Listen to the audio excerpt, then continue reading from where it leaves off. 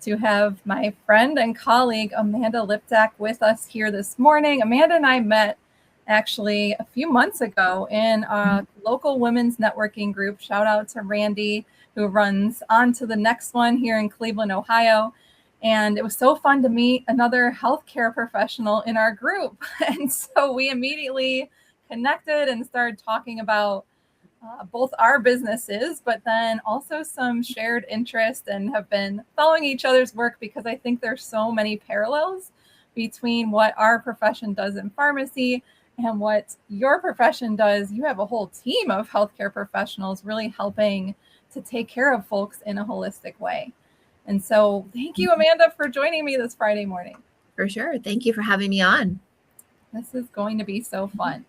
And I think, the place that we wanted to focus in on this morning and what resonates, I think, with both of us is that as healthcare professionals, sometimes we put ourselves last on the list of healthcare needs in our world. Like, we're so busy taking care of patients, of our families, our loved ones, of everyone else. And then sometimes we struggle to put our own care on our list. And we've been private chatting about, oh gosh, I see this, Amanda, you're like, I see this all the time, and tell me, what do you see often with those patients that you have who are healthcare professionals? Like, what are the big roadblocks for them? Mm-hmm. It's healthcare professionals, high performing people, right? So we just, again, our focus is taking care of everyone else, like you just said, right? And so that is really at the forefront. And it's, we don't mean to do it, right? But then we end up putting ourselves last. And so we have to walk the talk. We have to be the light and the path forward that we want other people to follow. And so, but we're also human. And so we have to be realistic about the journey. So we're kind of merging those two things. It's like being the example, being that light, and then also realizing we're human. So showing the human side of the journey. That's why I always do share my journey. I share my personal health struggles and health journey with my patients when I see them one-on-one and with my team, and encourage them to do the same, because that's really important that we're being transparent out there. It's going to help us relate to our patients, and so that they can see that, you got to go through it to get to it, kind of thing. But that's typically what I see with people, is that they're so busy. They're really just trying to show up for everyone 100%, that they don't mean to, but somehow they turn around and boom, they're the last on the list, right?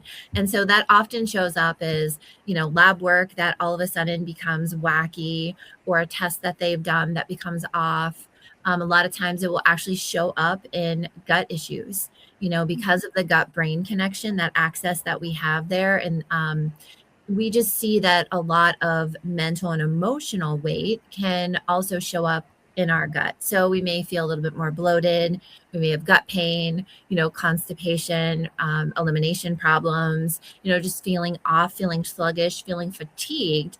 And that is a sure sign that, hey, this showed up for a reason, and we kind of need to dial into that symptom and get curious about it. No judgment, but just get curious about, am I taking care of myself?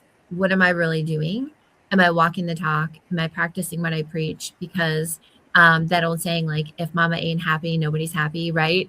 If the coach or the professional, the provider is not healthy and energized and ready to give, you can't pour from an empty cup.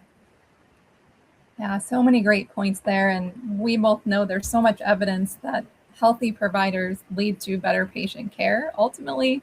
Yeah. And also outside of patient care to better outcomes for everyone from a professional standpoint, a personal standpoint.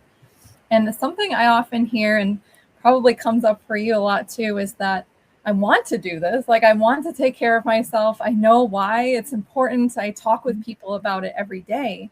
But when I look at my calendar, I'm like, how, right? Like, how do I make appointments during the times that I'm working? How do I look ahead and actually think about this proactively when, I'm okay right now, or this symptom or problem I'm having is not at crisis level.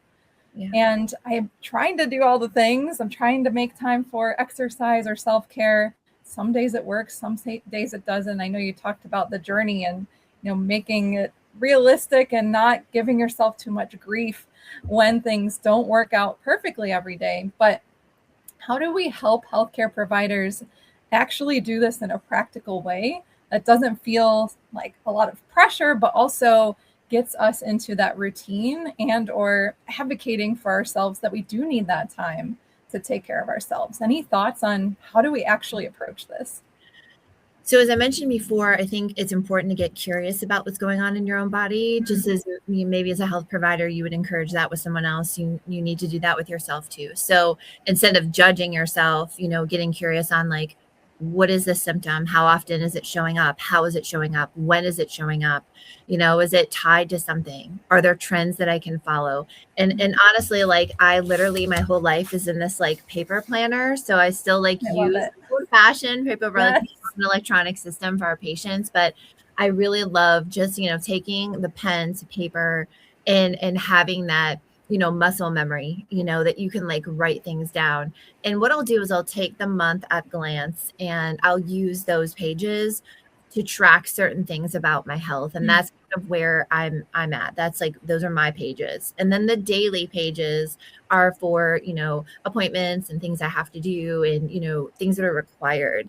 But these are like, this is my required care. A lot of people refer to it as self-care. I like to say it's required care because it is required in order for the body to function properly. And we're not exempt from that. So as providers, we need to realize like we are the same as everyone else. We're human too. So I would actually encourage people, again, number one is to get curious. Number two is to track your symptoms on paper because we cannot remember everything in our brains. We have to be able to write things down. We have to be able to document them. We're asking our patients to do this, right? We need to do it as well. We're saying, track your food, track your symptoms, making notes for our next appointment, be prepared. So we need to do the same. And so we getting into those habits, it's being able to focus inward on that. So getting curious, tracking things and writing them down and documenting is a great way to be able to track that. And the third way is keep your appointments. Keep the appointments that you have with yourself. They're non-negotiable. They're absolutely non-negotiable. Now, I mean all appointments.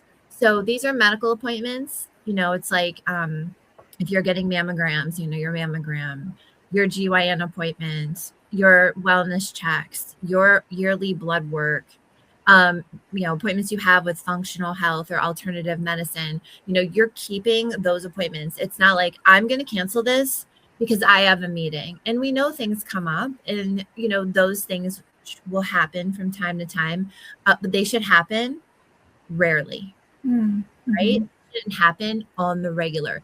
When things become repeatable, even bad habits, when they become repeatable, that's when we get into a negative situation with our health. Doing something one time is not typically an issue.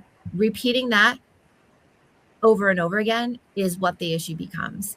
So when we cancel the appointments with ourselves, what we're saying is we're sending communication. We're saying, I'm not worthy of that appointment. I matter less. My patients are more important. The meetings that I have for my business are more important. But are they? Or is that the story that you're telling yourself because you feel like you need to be more productive in your business, right?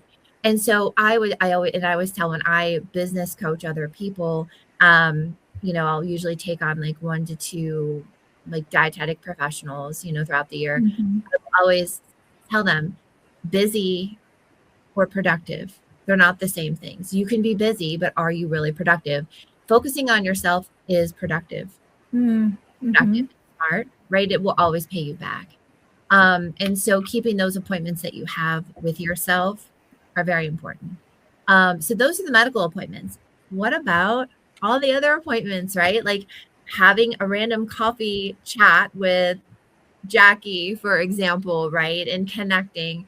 Those are things that serve your emotional health and they make you feel good and they make you feel connected to your business community, but also personally, it's human connection that you're making. Right? And so again, if we are fulfilled emotionally, mentally, physically we're going to feel better. So we have kind of two levels of the keep your appointments kind of thing. So we have the get curious, document, keep your appointments. And those are the three main things that I would say at the basic level are very necessary in your required care as a professional.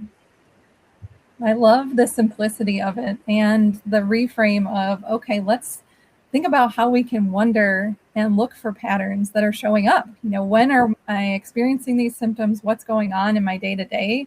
What does that look like? And sometimes in the moment we can't pinpoint it, but if we start to jot down some notes over a few weeks, over a couple months, we start to realize, oh, okay, I can correlate when I'm not feeling well with X, Y, and Z. And right. I love that perspective that you mentioned, Amanda, about, okay, these appointments with myself are just as important, if not more important, so that all of my other commitments, I show up healthier, I show up more fulfilled, I show up more connected to the people that I'm interacting with.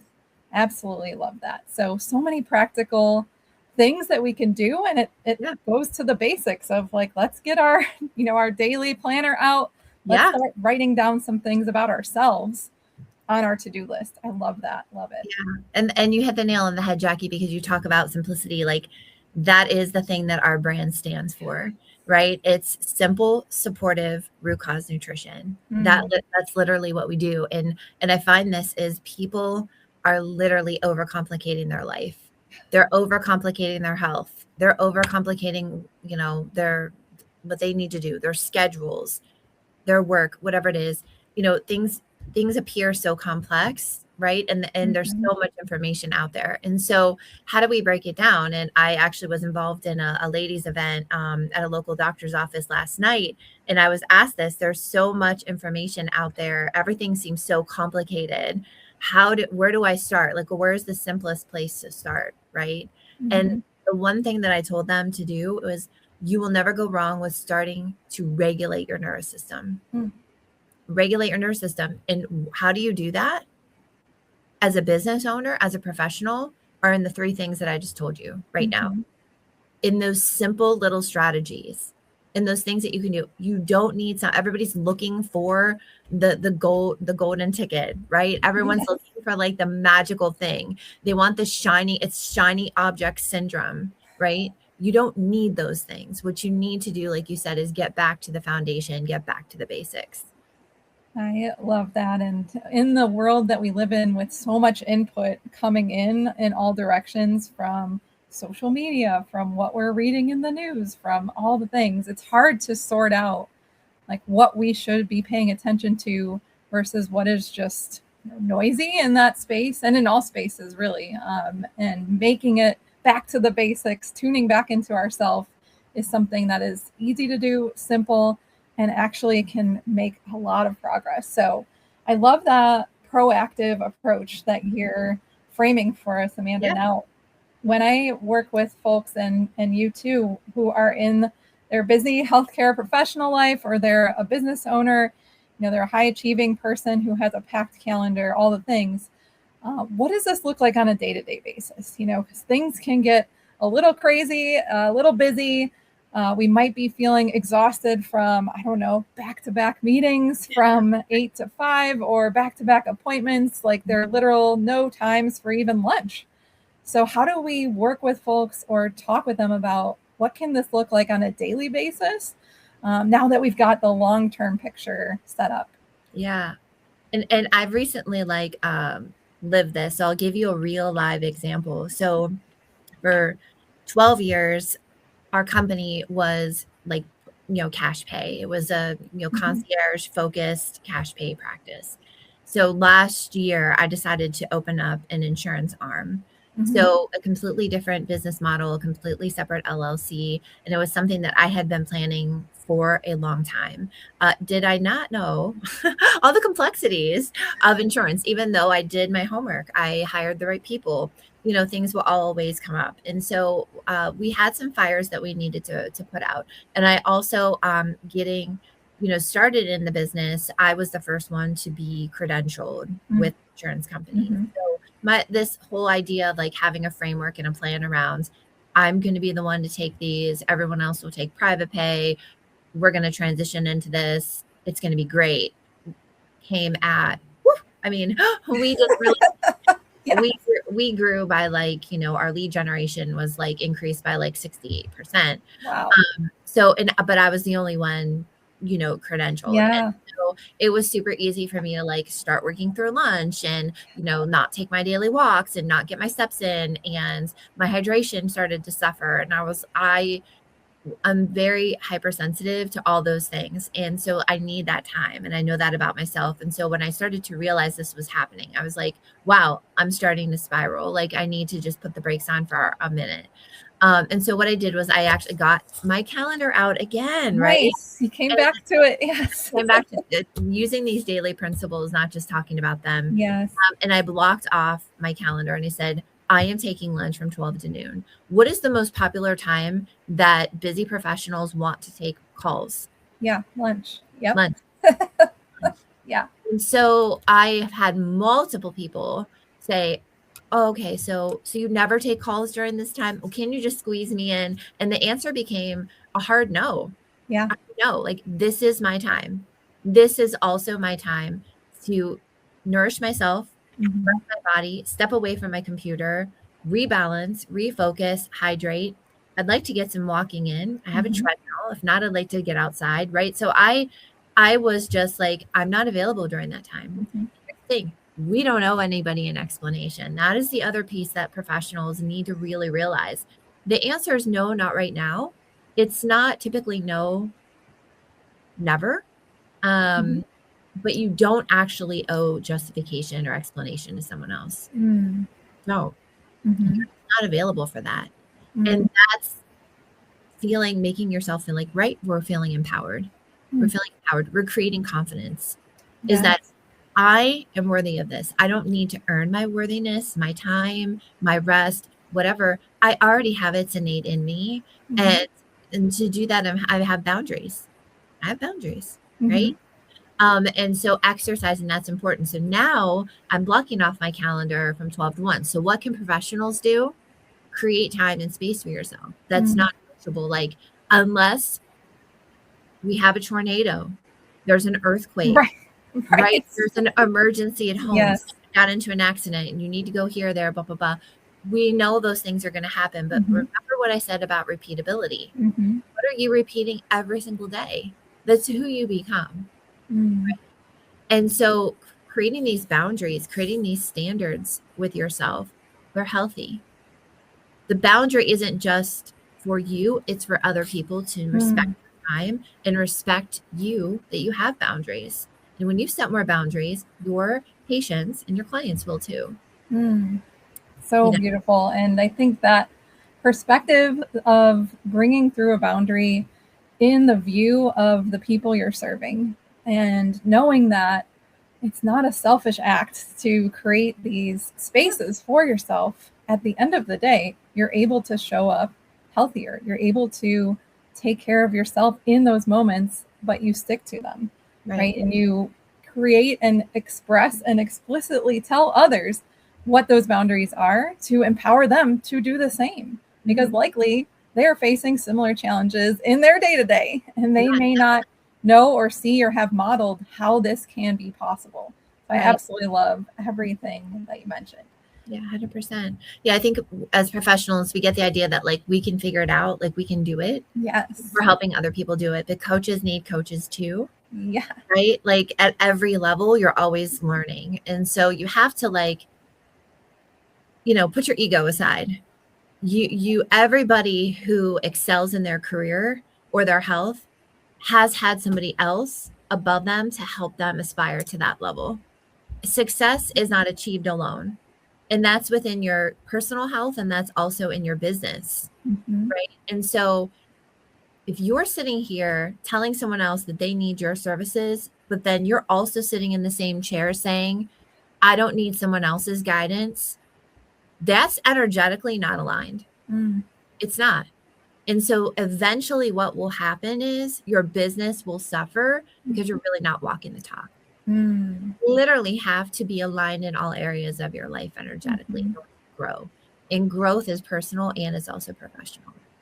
Yeah, such a great point. And to also have that comfort in knowing that someone has done the thing that you are trying to do, and you don't have to do it by yourself. You don't have to continue to scroll or continue to find that magic solution.